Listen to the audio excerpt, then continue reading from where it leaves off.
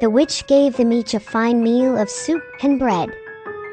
As they licked and swallowed the last crust of bread and looked around, what the brother and sister saw in this hut made their hearts turn cold.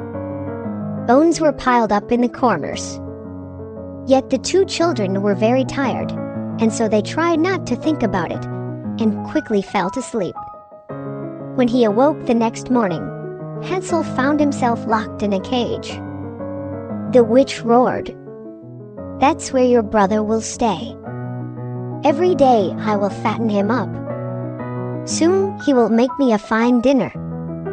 She laughed and laughed, rubbing her hands with glee. "Till then," she said sharply to Gretel, "you will work for me." Indeed, Hansel was well fed, and Gretel worked hard all day doing chores for the witch. Each morning, the witch said to the boy, "Show me your finger. I will feel how plump you are getting." For the old witch could not see well. Hansel held out his finger as he was told. The witch smiled when she felt how plump he was getting.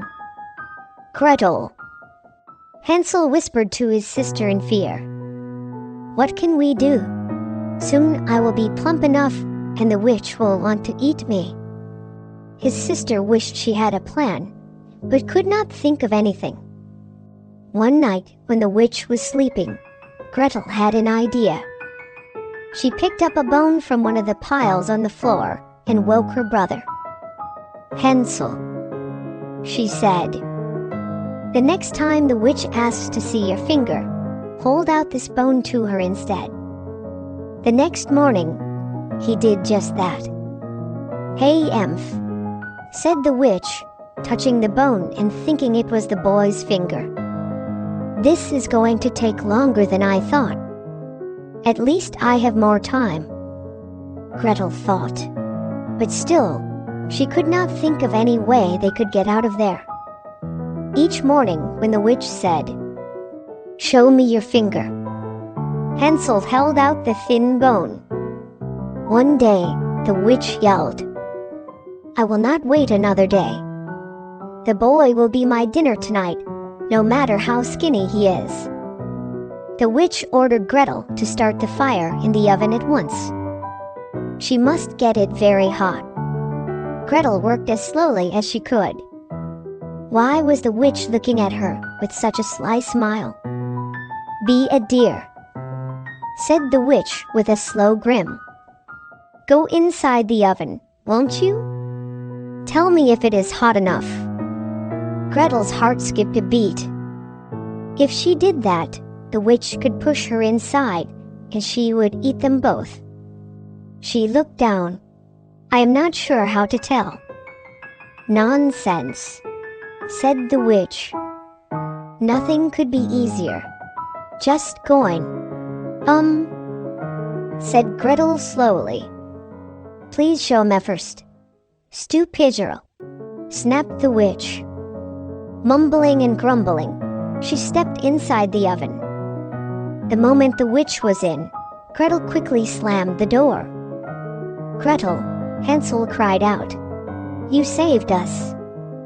The sister tried to think fast. "Where is the key to your cage?" She looked and looked. At last, she found it at the bottom of a vase.